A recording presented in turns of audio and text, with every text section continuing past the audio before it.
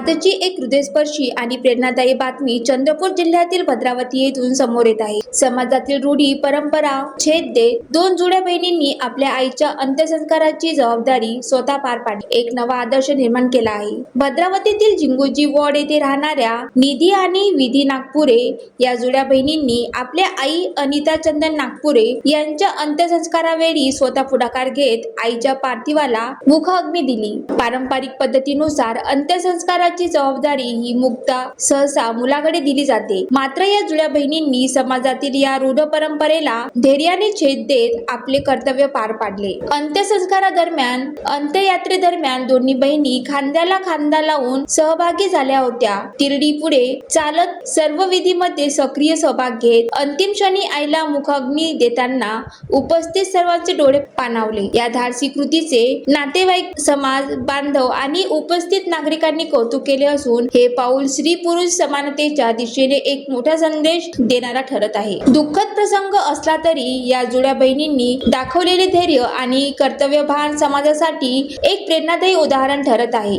ज्वालादीप news करिता सुनील देदावर, भद्रावती।